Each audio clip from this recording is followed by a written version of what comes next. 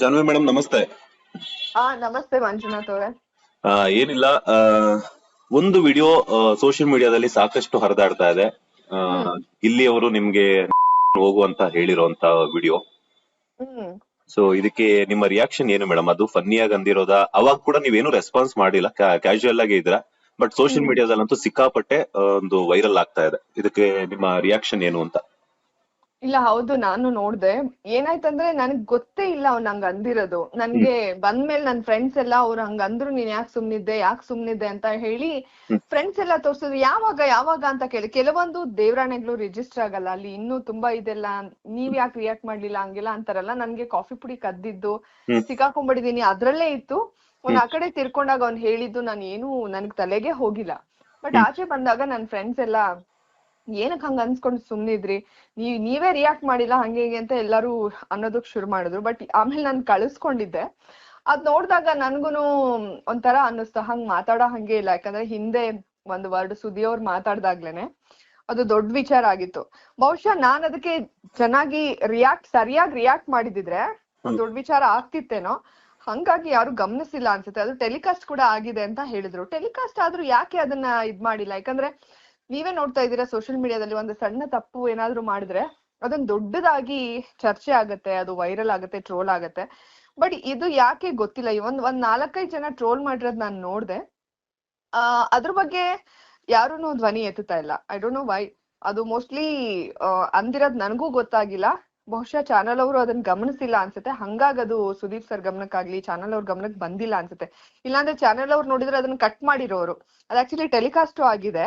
ಬಹುಶಃ ನಾನ್ ಹೆಂಗೆ ಅದನ್ನ ನೋಟಿಸ್ ಮಾಡಿಲ್ವೋ ಅದು ಇನ್ನೂ ನೋಟಿಸ್ ಮಾಡದೆ ಹಂಗೆ ಹೋಗಿದೆ. ಬಟ್ ಅದನ್ನ ಸೂಕ್ಷ್ಮವಾಗಿ ನೋಡಿರೋರು ನನ್ನ ಫ್ರೆಂಡ್ಸ್ ಎಲ್ಲ ನನಗ್ ತೋರ್ಸಿದ್ರು, ಅದಷ್ಟನ್ನೇ ಕಟ್ ಮಾಡಿ. ಹಿಂಗ್ ಅಂದಿದಾರಲ್ಲ, ನೀವ್ ಯಾಕೆ ಸುಮ್ನಿದ್ರಿ ಅಂತ. ಸೊ ನನ್ಗೆ ಅದು ಅವಾಗ ತಲೆಗೆ ಹೋಗ್ಲಿಲ್ಲ. ಬಟ್ ಈಗ ನೋಡ್ದಾಗ ನಿಜವಾಗ್ಲೂ ಒಂಥರ ಆಯ್ತು. ಏನದು, ಆಚೆ ಕಡೆ ಮೋಸ್ಟ್ಲಿ ಫ್ಲೋ ಅಲ್ಲಿ ಎಲ್ರು ಹಂಗ್ ಮಾತಾಡ್ತಾರೆ ಅನ್ಸುತ್ತೆ, ಹುಡುಗರು ಅಲ್ಲಿ ಯಾರು ಹಂಗ್ ಮಾತಾಡಲ್ಲ. ಗಿಲ್ಲಿ ಹಂಗ್ ಮಾತಾಡಿರೋದು ನಿಜವಾಗ್ಲೂ ಬೇಜಾರಾಯ್ತು. ಯಾಕಂದ್ರೆ ಕೆಲವೊಂದು ವರ್ಡ್ಸ್ ಸಣ್ಣದೇ ಅಲ್ಲಿ ಯೂಸ್ ಮಾಡೋ ಹಾಗಿಲ್ಲ. ಯಾಕಂದ್ರೆ ಕೋಟ್ಯಾಂತರ ಜನ ನೋಡ್ತಾರೆ ಅಂತ ಇವ್ನ್ ಹಿಂಗ್ ಮಾಡಿರೋದು ಆಕ್ಚುಲಿ ತಪ್ಪೆ. ಅದು ತಮಾಷೆಗಾದ್ರೂ ಹೇಳಿ, ಫನ್ನಿಯಾಗಾದ್ರೂ ಹೇಳಿ, ನೋಟಿಸ್ ಮಾಡದೇ ಇರೋದು ನಂದು ತಪ್ಪಿದೆ. ಬಟ್ ಇವಾಗ ಅದು ವೈರಲ್ ಆಗ್ತಾ ಇರೋದ್ರಿಂದ ದೊಡ್ಡ ಮಟ್ಟದಲ್ಲಿ ಎಲ್ಲಿ ಯಾರು ಅದಕ್ಕೆ ರೆಸ್ಪಾನ್ಸ್ ಮಾಡ್ತಾ ಇಲ್ಲ, ರಿಯಾಕ್ಟ್ ಮಾಡ್ತಾ ಇಲ್ಲ. ಬಹುಶಃ ಗಿಲ್ಲಿ ಫ್ಯಾನ್ಸ್ ಅವು ಗಿಲ್ಲಿ ಏನೇ ಮಾಡಿದ್ರು ಅದನ್ನ ಸರಿ ಅನ್ನೋ ತರ ಇದ್ ಮಾಡ್ತಾರೆ. ಅಂದ್ರೆ ಕ್ಯಾಪ್ಟನ್ ರೂಮಿಗೆ ಗಿಲ್ಲಿ ಹೋಗಿ ಮಲಗ್ದಾಗ್ಲೂ ಅಷ್ಟೇ, ಬೇರೆಯವ್ರು ತಪ್ಪು ಮಾಡ್ತಾರೆ, ನೀವ್ ಅದನ್ನ ನೋಡಲ್ಲ, ಇದನ್ ಮಾಡ್ತಾರ ನೋಡ್ತೀರಾ ಅಂತ ಅದನ್ನೆಲ್ಲ ಮರೆ ಮಾಡ್ಸೋದಕ್ಕೆ, ಮುಚ್ಚೋದಕ್ ಪ್ರಯತ್ನಗಳು ನಡೆಯುತ್ತೆ. ಅವ್ನ್ ಅಂದಿರೋದು ನಿಜವಾಗ್ಲೂ ತಪ್ಪೆ. ಅದು ನಾನ್ ಅಲ್ಲಿ ಗಮನಿಸಿಲ್ಲ ಅಷ್ಟೇ ಮಂಜುನಾಥ್ ಅವ್ರೆ. ಮೇಡಮ್, ಆಕ್ಚುಲಿ ಏನಂತಂದ್ರೆ ಇವಾಗ ಕಾಮಿಡಿ ಆಗಿ ಅಂದಿರ್ಬೋದು ಅಂತಾನೆ ಅನ್ಕೊಳ್ಳೋಣ ಮೇಡಮ್. ಕಾಮಿಡಿಗೂ ಅನ್ನೋದೊಂದು ಲಿಮಿಟೇಷನ್ಸ್ ಅನ್ನೋದು ಇರುತ್ತಲ್ಲ ಮೇಡಮ್. 100% ಇರುತ್ತೆ. ನಾನ್ ಹೇಳಿಲ್ವಾ, ಸುದ್ದಿ ಅವರು ಅದೊಂದು ಡ್ಯಾಶ್ ವರ್ಡ್ ಡೇ ಅಂತ, ಅಂದ್ರೆ ವರ್ಡೇ ಅಂತ ನಾನು ಹೇಳ್ತೀನಿ, ನೀವು ಅರ್ಥ ಮಾಡ್ಕೊಳ್ಳಿ. ಅದಕ್ಕೆ ತುಂಬಾ ಕ್ಲಾಸ್ ಆಯ್ತು ಅಂದಾಗ ಇನ್ನ ಈ ವರ್ಡ್ ನ ಚಾನ್ಸೇ ಇಲ್ಲ ಕ್ಷಮಿಸುವಂತದ್ದು. ಒಂದು ಅಲ್ವೇ ಅಲ್ಲ ಅದು. ತಮಾಷೆ ಆಗ್ಲಿ, ಯಾರುನು ಒಂದು ಲಿಮಿಟ್ ಕ್ರಾಸ್ ಮಾಡ್ಲೇಬಾರ್ದು. ನಾವು ಸಣ್ಣ ಪುಟ್ಟ ತಪ್ಪು ಮಾಡಿದ್ರೇನೆ ನಾವು ತುಂಬಾ ಭಯ ಪಟ್ಕೊಳ್ತೀವಿ. ಅಂತದ್ರಲ್ಲಿ ಈ ವರ್ಡ್ ಯೂಸ್ ಮಾಡೋದು ನಿಜ ತಪ್ಪು. ನೀವಾದ್ರೂ ಅಟ್ಲೀಸ್ಟ್ ನೋಟಿಸ್ ಮಾಡಿದಿರಲ್ಲ. ನಾನು ಇದನ್ನ ಕೆಲವೊಂದ್ ಚಾನೆಲ್ಗಳಲ್ಲೂ ನಾನು ತೋರ್ಸಿದ್ದೆ ಇಂಟರ್ವ್ಯೂ ಟೈಮಲ್ಲಿ. ಅಲ್ಲೂ ಪಾಪ ಟೆಲಿಕಾಸ್ಟ್ ಆಗಿದೆ. ಆದ್ರೆ ಯಾರು ಅದನ್ನ ದೊಡ್ಡದ್ ಮಾಡಿರ್ಲಿಲ್ಲ. ನೀವ್ ಅಟ್ಲೀಸ್ಟ್ ನೋಟಿಸ್ ಮಾಡಿ ಕೇಳ್ತಾ ಇದೀರಲ್ಲ ತಪ್ಪು ಅಂತ. ಅದಕ್ಕೆ ನಾನ್ ನಿಮಗೆ ಅಪ್ರಿಶಿಯೇಟ್ ಮಾಡ್ತೀನಿ. ನಾನು ಒಂದು 2-3 ಜನಕ್ಕೆ ಕಳ್ಸಿದ್ದೆ ಇದನ್ನ ಸಂಬಂಧಪಟ್ಟವ್ರಿಗೆ. ಅವರು ನೋಡಿ ಸುಮ್ನಾಗಿದ್ರು. ಇದನ್ನ ಯಾರು ಯೂಸ್ ಮಾಡ್ಬಾರ್ದು. ಲಾಸ್ಟ್ ಟೈಮು ಇನ್ನೇನು ಅದು ಫ್ಲೋ ಅಲ್ಲಿ ಬರೋ ತನಕ ಹೋಗಿತ್ತು ಅಂದಾಗ್ಲೇ ಅದು ದೊಡ್ಡ ಚರ್ಚೆ ಆಗಿತ್ತು. ಇವನ್ ಆರಾಮಾಗಿ ಹೇಳಿದಾನೆ ಅದನ್ನ. ನಿಂಕನ ಹೋಗು ಮಂಡ್ಯ ಭಾಷೆಯಲ್ಲಿ ಅವ್ನ್ ಹಂಗಂದಿರಂತ ತಿರ್ಚಕ್ ಪ್ರಯತ್ನ ಪಡ್ತಿದಾರೆ ಹೊರತು ಅದನ್ನ ತಪ್ಪು ಅಂತ ಯಾರುನು ಒಪ್ಕೊಳಕ್ಕೆ ರೆಡಿ ಇಲ್ಲ, ಗಿಲ್ಲಿ ಕಡೆಯವ್ರು ಯಾರುನು. ಸೊ ಅದು ತುಂಬಾನೇ ದೊಡ್ಡ ತಪ್ಪು ಮಂಜುನಾಥ್ ಅವ್ರೆ. ಈಗ ಬಿಗ್ ಬಾಸ್ ಅನ್ನುವಂಥದ್ದು ಅತಿ ದೊಡ್ಡ ವೇದಿಕೆ. ಅಂತದ್ರಲ್ಲಿ ಆ ಒಂದು ವೇದಿಕೆಯಿಂದ ಸಾಕಷ್ಟು ಅವಕಾಶಗಳು ನೆಕ್ಸ್ಟ್ ಬರುತ್ತೆ. ಬೇಕಾದಷ್ಟು ನೀವೇ ಹೇಳಿದ್ರಿ ಮೊನ್ನೆ ನಿಮ್ಮ ಇಂಟರ್ವ್ಯೂ ಅಲ್ಲಿ, ಆಂಕರಿಂಗ್ ಹ್ಮ್ ಮಾಡ್ತಿರ್ಬೇಕಾದ್ರೆ 10 ಜನಕ್ಕೋ 100 ಜನಕ್ಕೋ 1000 ಜನಕ್ಕೋ ರೀಚ್ ಆಗ್ತಿದ್ವಿ. ಬಿಗ್ ಬಾಸ್ ಹ್ಮ್ ಅಂತ ವೇದಿಕೆಗೆ ಹೋದಾಗ ಲಕ್ಷಾಂತರ ಜನ, ಕೋಟ್ಯಾಂತರ ಜನಕ್ಕೆ ರೀಚ್ ಆಗ್ತೀವಿ ಅಂತ ಹೇಳ್ಬಿಟ್ಟು, ಅಂತ ಹ್ಮ್ ಒಂದು ದೊಡ್ಡ ವೇದಿಕೆಯಲ್ಲಿ ಇಂತ ಒಂದು ಪದಗಳನ್ನ ತಮ್ಮ ಏನೋ ತಮಾಷೆಗೆ ಮಾಡುವಂತದ್ದಾಗಿರ್ಬೋದು ಅಥವಾ ಇಲ್ಲೊಂದು ರೀತಿಯಲ್ಲಿ ತಗೊಂಡೋಗುವಂತದ್ದಾಗಿರ್ಬೋದು ಆಡ್ತಾ ಇದ್ರೆ, ಎಲ್ಲೋ ಹ್ಮ್ ಒಂದ್ ಕಡೆ ಹೊರಗಡೆನೂ ಕೂಡ ಜನನೂ ಕೂಡ ಇದನ್ನೆಲ್ಲಾನು, ಅಂದ್ರೆ ಗಿಲ್ಲಿ ಏನೇ ಮಾಡಿದ್ರು ಕರೆಕ್ಟ್ ಆಗಿರುತ್ತೆ, ಬೇರೆಯವ್ರು ಮಾಡಿದ್ದೆಲ್ಲ ತಪ್ಪಿರುತ್ತೆ ಅನ್ನೋಂಥ ತರ ಬಿಂಬನೆ ಹ್ಮ್ ಮಾಡ್ತಾ ಇದಾರೆ. ಲೈಕ್ ಹೆಂಗೆ ಅಂತಂದ್ರೆ ಸೋಷಿಯಲ್ ಮೀಡಿಯಾದಲ್ಲಿ ಕಮೆಂಟ್ಸ್ ಗಳ ಮೂಲಕ ಆಗಿರ್ಬೋದು, ಟ್ರೋಲ್ ಗಳ ಮೂಲಕ ಆಗಿರ್ಬೋದು, ಈ ತರ. ಹೌದು. ಸೊ ಬಟ್ ಅದು ಇಲ್ಲಿ ನಿಜಾನೇ, ಯಾರ್ ತಪ್ಪು ಮಾಡಿದ್ರು ತಪ್ಪಿ, ಅದು ಗಿಲ್ಲಿ ಮಾಡಿದ್ರು ತಪ್ಪೆ, ನಾನ್ ಮಾಡಿದ್ರು ತಪ್ಪೆ, ಬಿಗ್ ಬಾಸ್ ನ ಯಾವ ಕಂಟೆಸ್ಟೆಂಟ್ಸ್ ಮಾಡಿದ್ರು ತಪ್ಪೆ. ಬಟ್ ಯಾಕದು ನೋಟಿಸ್ ಆಗಲ್ಲ ಅನ್ನೋದೇ ನನ್ಗೆ ಅರ್ಥ ಆಗಲ್ಲ. ಓಕೆ, ಕೆಲವೊಂದು ಆ ಏನೋ ಇಬ್ಬಿಬ್ರು ಕುತ್ಕೊಂಡ್ ಮಾತಾಡೋವಾಗ ಏನೇನೋ ಮಾತಾಡಿರ್ತೀವಿ, ಅದನ್ನ ಎಡಿಟ್ ಮಾಡ್ತಾರೆ. ಇದನ್ನ ಓಕೆ ಏನೋ ಫ್ಲೋ ಅಲ್ಲಿ ಅವ್ರು ಮಾತಾಡ್ಕೋತಾ ಇದಾರಂತೆ. ಇನ್ನೊಬ್ರನ್ನ ನಾವು ಮಾತಾಡ್ಸೋವಾಗ ಅಥವಾ ಅವ್ರ ಜೊತೆ ಏನಾದ್ರೂ ವಾಗ್ವಾದ ಆಗೋವಾಗ ಇದನ್ನ ಬಳಸೋದು ತಪ್ಪು. ಅವ್ರು ನನ್ನ ಮುಖಕ್ಕೆ ಹೇಳಿದ್ದಾರೆ, ನಾನು ನೋಟಿಸ್ ಮಾಡಿಲ್ಲ, ನನಗೂ ಆ ಕಾಫಿ ಪುಡಿ ಸಿಕ್ಕಾಕೊಂಡೆ ಅನ್ನೋದ್ರಲ್ಲೇ ನಾನು ಕಳ್ದೋಗಿದ್ದೆ. ಮತ್ತೆ ಇನ್ನೊಂದೇನಂದ್ರೆ, ಇಲ್ಲಿ ಗಿಲ್ಲಿ ಹೌದು ತುಂಬಾ ಒಳ್ಳೆ ಕಂಟೆಸ್ಟೆಂಟ್, ನಗಸ್ತಾ ಇದ್ದಾನೆ, ಎಲ್ಲಾ ಓಕೆ. ಬಟ್ ಇದನ್ನ ನಾನು ನೋಟಿಸ್ ಮಾಡದೆ ಇರೋದು ನಂದು ಅಷ್ಟೇ ತಪ್ಪಿದೆ. ಮೋಸ್ಟ್ಲಿ ಚಾನಲ್ ನೋಟಿಸ್ ಮಾಡದೆ ಟೆಲಿಕಾಸ್ಟ್ ಮಾಡಿದ್ದಾರೆ, ಗಮನಕ್ಕೆ ಬಂದಿಲ್ಲ ಅಂತ ಅನ್ಸುತ್ತೆ. ಮತ್ತೆ ಇದನ್ನ ಸಮರ್ಥನೆ ಮಾಡ್ಕೊಳ್ಳೋದು ವರ್ಗ ಎಷ್ಟು? ಗಿಲ್ಲಿನ ಇಷ್ಟಪಡೋರು ಏನ್ 1,00,000 ಜನ ಕಮೆಂಟ್ ಮಾಡ್ತಿರ್ತಾರ, ಅಥವಾ ಅದ್ರಲ್ಲಿ ಒಂದಷ್ಟು PR ಟೀಮಿಗೆ ಏನ್ ಪೇ ಮಾಡಿರ್ತಾರೆ ಅವರು ಕೂಡ ನೋಡ್ಕೊಂತಾ ಇರ್ತಾರೆ ನೆಗೆಟಿವ್ ಆಗದ ಹಾಗೆ. ಯಾಕಂದ್ರೆ ಈಗ ಸೋಷಿಯಲ್ ಮೀಡಿಯಾ ಹೇಗ್ ವರ್ಕ್ ಆಗುತ್ತೆ PR ಟೀಮ್ ಅನ್ನೋದು ನಿಮ್ಗೂ ಗೊತ್ತು. ಅದಾದ್ಮೇಲೆ ಆರ್ಗ್ಯಾನಿಕ್ ಆಗಿ ಗಿಲ್ಲಿದ್ ಹಾಕಿದ್ರೆ ಓಡುತ್ತೆ ಅನ್ನುವಾಗ ಇನ್ನೊಂದಷ್ಟು ಜನ ಹುಟ್ಕೊಳ್ತಾರೆ. ಸೊ ಹಂಗೆ ಆಗಿ ಸೋಷಿಯಲ್ ಮೀಡಿಯಾ ತುಂಬಾ ನಮ್ಗೆ ಗಿಲ್ಲಿ ಅನ್ನಿಸ್ತಾ ಇದೆ. ಬಟ್ 7 ಕೋಟಿ ಕನ್ನಡಿಗರು ಇರೋದು, ಅಲ್ಲಿ 7 ಕೋಟಿ ಕನ್ನಡಿಗರು ಏನಾದ್ರು ಕಮೆಂಟ್ ಮಾಡ್ತಾ ಇದಾರ, ಲೈಕ್ ಮಾಡ್ತಾ ಇದಾರ, ಗಿಲ್ಲಿ ಪರ ಧ್ವನಿ ಎತ್ತುತ್ತಾ ಇದಾರ, ಗಿಲ್ಲಿ ಮಾಡಿ ತಪ್ಪುನು ಸರಿ ಅಂತಿದಾರ? ಖಂಡಿತ ಇಲ್ಲ. ಇದು ಚರ್ಚೆ ಮಾಡುವಂತ ವಿಚಾರನೇ ಅಲ್ಲ. ಹಂಗ್ ನೋಡಿದ್ರೆ ತುಂಬಾ ಸಣ್ಣ ವಿಚಾರ, ತುಂಬಾ ಏನೇನೋ ನಡೀತಾ ಇರುತ್ತೆ ಜಗತ್ತಲ್ಲಿ. ಬಟ್ ಏನಂದ್ರೆ, ಅದು ಯಾರೇ ಮಾಡಿದ್ರು ತಪ್ಪು. ಅದು ಗಿಲ್ಲಿ ಆಗಿರ್ಲಿ, ಜಾನ್ವಿ ಆಗಿರ್ಲಿ, ಅಶ್ವಿನಿ ಆಗಿರ್ಲಿ, ಅಲ್ಲಿರುವಂತ ಯಾವ ಕಂಟೆಸ್ಟೆಂಟ್ ಈ ಪದ ಬಳಕೆ ಮಾಡೋದು ನಿಜವಾಗ್ಲೂ ತಪ್ಪು. ಯಾಕಂದ್ರೆ ಒಂದು ಸಣ್ಣ ವರ್ಡ್ಗೆ ನಾವಲ್ಲಿ ಹೆದರ್ತೀವಿ, ಯಾವ್ಯಾವ್ದಕ್ಕೂ ತುಂಬಾ ದೊಡ್ಡದಾಗಿ ಚಾರ್ಜ್ ಆಗತ್ತೆ. ಇದು ನಾನು ನೋಟಿಸ್ ಮಾಡಿಲ್ಲ, ಸಂಬಂಧಪಟ್ಟವ್ರು ಯಾಕೆ ನೋಟಿಸ್ ಮಾಡಿಲ್ಲ, ನೋಟಿಸ್ ಆದ್ಮೇಲೂ ಅದು ಹರಿದಾಡ್ತಾ ಇದ್ರು ಅದ್ರ ಬಗ್ಗೆ ಸಮರ್ಥನೆ ಮಾಡ್ಕೊಳ್ತಾ ಇರೋದು ಒಂದಷ್ಟು ವರ್ಗ ಇದೆಯಲ್ಲ, ಅದನ್ನ ನೋಡಿದಾಗ ನಿಜವಾಗ್ಲೂ ತುಂಬಾ ಬೇಜಾರಾಗತ್ತೆ. ಹೌದು, ಇಂಥ ಒಂದು ದೊಡ್ಡ ಪ್ರೋಗ್ರಾಮ್ ಅಲ್ಲಿ ಇದು ಗಮನಕ್ಕೆ ಬರ್ದ ಹಾಗೆ ಟೆಲಿಕಾಸ್ಟ್ ಆಗಿ ಹೋಗಿ ಅದೊಂಥರ ಕಳೆದೋದಂಗ ಆಗ್ಬಿಟ್ಟಿದೆ. ಅದು ನಿಜವಾಗ್ಲೂ ತಪ್ಪು. ಅಟ್ಲೀಸ್ಟ್ ಇವಾಗ ಸೋಷಿಯಲ್ ಮೀಡಿಯಾ ಇರೋದ್ರಿಂದ ಯಾರು ತಪ್ಪಿಸ್ಕೊಳಕ್ ಆಗಲ್ಲ. ಅಂದ್ರೆ ರವಿ ಕಾಣದನ್ನು ಕವಿ ಕಂಡ ಅಂತ ಹೇಳ್ತಾರಲ್ಲ, ನಾನ್ ಗಮನಿಸ್ದೇ ಇರ್ಬೋದು ಅಥವಾ ಸಂಬಂಧಪಟ್ಟವ್ರು ಗಮನಿಸ್ದೇ ಇರ್ಬೋದು, ಜನ ಬಿಡ್ತಾ ಇಲ್ಲ ನೋಡಿ. ಯಾಕಂದ್ರೆ ಎಲ್ರು ಏನು ಒಪ್ಕೋತಾ ಇಲ್ಲ, ಮಾಡೋದನ್ನ ತಪ್ಪು ಅಂತ ಹೇಳೋಂತವ್ರು ಇದ್ದೇ ಇದ್ದಾರೆ, ಗಟ್ಟಿಯಾಗಿ ಧ್ವನಿ ಎತ್ತವ್ರು. ಅದ್ರಲ್ಲಿ ಒಂದಷ್ಟು ಜನ ಇವಾಗ ಅದನ್ನ ಟ್ರೋಲ್ ಮಾಡಿದ್ದನ್ನು ನಾನ್ ನೋಡ್ದೆ. ನೀವು ಇವಾಗ ಅದನ್ನ ನೋಟಿಸ್ ಮಾಡಿ ಕೇಳ್ತಾ ಇದ್ರಲ್ಲ, ನಾನ್ ನಿಮ್ಮನ್ನ ಅಪ್ರಿಶಿಯೇಟ್ ಮಾಡ್ತಾ ಇದೀನಿ. ತಪ್ಪೇ ಮಂಜುನಾಥ್ ಅವ್ರೆ, ಯಾರು ಮಾಡಿದ್ರು.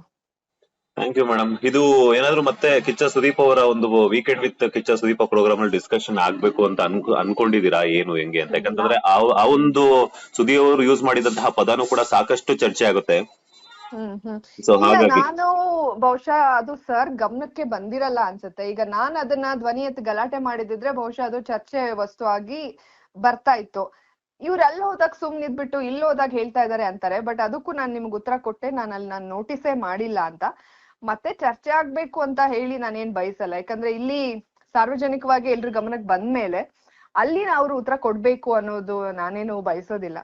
ಇಲ್ಲಿ ಒಂದಷ್ಟು ಜನಕ್ಕೆ ಗೊತ್ತಾಗ್ಲಿ ಅಂತ. ಅಂದ್ರೆ ಒಳ್ಳೇದನ್ನ ಮಾಡಿದಾಗ ಒಳ್ಳೇದು ಅಂತ ಹೇಳಿ, ಅದು ಗಿಲ್ಲಿ ಮಾಡ್ಲಿ, ಜಾನ್ವಿ ಮಾಡ್ಲಿ, ಯಾರೇ ಮಾಡ್ಲಿ. ಕೆಟ್ಟದನ್ನ ಮಾಡಿದಾಗ ಅದನ್ನ ಕೆಟ್ಟದು, ಹೌದು ತಪ್ಪು ಮಾಡಿದಾನೆ ಅಂತಾನೆ ಹೇಳ್ಬೇಕು.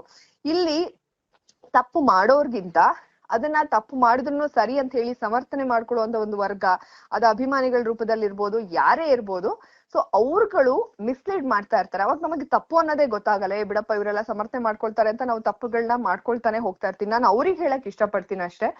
ಓಕೆ, ಈಗ ಗಿಲ್ಲಿ ಮಾಡಿರೋದನ್ನ ದೊಡ್ಡದಾಗಿ ಬಿಂಬಿಸಿ ಅವ್ನ್ ಕ್ಷಮೆ ಕೇಳ್ಬೇಕು ಅಥವಾ ತುಂಬಾ ಅದು ದೊಡ್ಡ ತಪ್ಪೇ, ಹೌದು. ಬಟ್ ಅಲ್ಲಿಂದ ನಾನು ಏನು ಎಕ್ಸ್ಪೆಕ್ಟ್ ಮಾಡಲ್ಲ. ಜನಕ್ ನಾನು ಏನ್ ಹೇಳಕ್ ಇಷ್ಟಪಡ್ತೀನಿ, ಜನ ಅಂದ್ರೆ ಎಲ್ಲಾ ಜನ ಅಲ್ಲ, ಗಿಲ್ಲಿ ಮಾಡುವಂತ ತಪ್ಪನ್ನ ಸರಿ ಅಂತ ಹೇಳಿ ವಾದ ಮಾಡುವಂತ ಆ ವರ್ಗಕ್ಕೆ ಹೇಳಕ್ ಇಷ್ಟಪಡ್ತೀನಿ.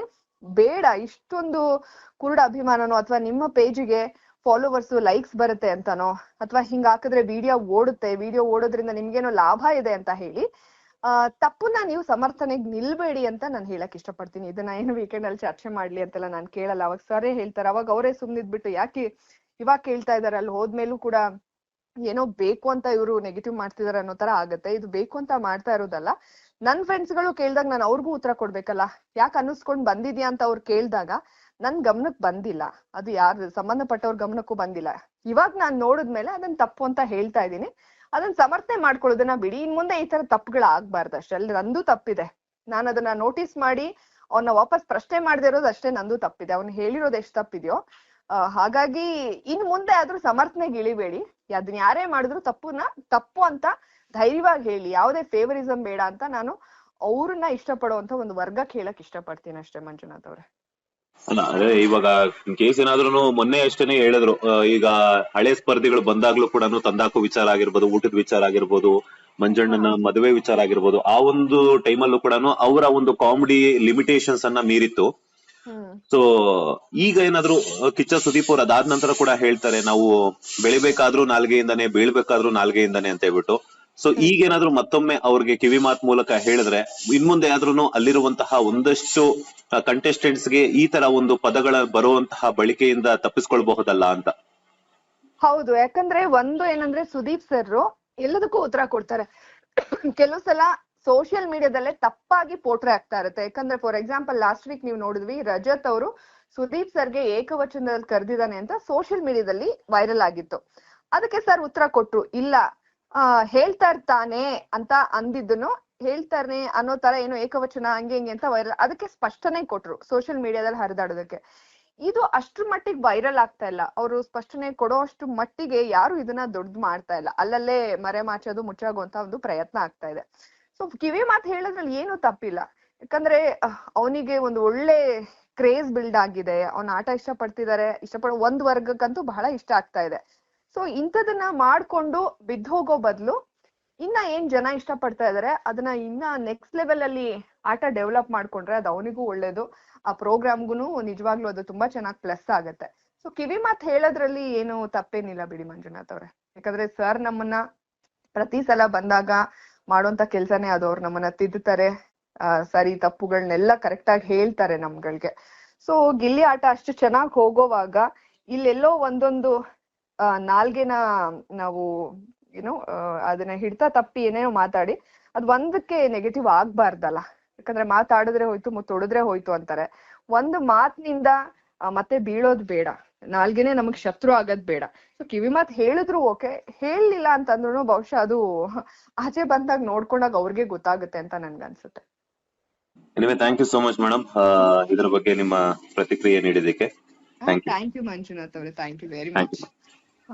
ಲೇಟೆಸ್ಟ್ ಹಾಗೂ ಇಂಟ್ರೆಸ್ಟಿಂಗ್ ಸುದ್ದಿಗಳಿಗಾಗಿ ಬಾಸ್ ಟಿವಿ ಕನ್ನಡ ಚಾನೆಲ್ನ ಸಬ್ಸ್ಕ್ರೈಬ್ ಮಾಡಿ, ಹಾಗೆಯೇ ಬೆಲ್ ಐಕಾನ್ ಪ್ರೆಸ್ ಮಾಡಿ. ಇದರ ಜೊತೆಗೆ ಫೇಸ್ಬುಕ್, ಇನ್ಸ್ಟಾಗ್ರಾಮ್, ಎಕ್ಸ್ ನಲ್ಲೂ ಮಿಸ್ ಮಾಡದೆ ಫಾಲೋ ಮಾಡಿ.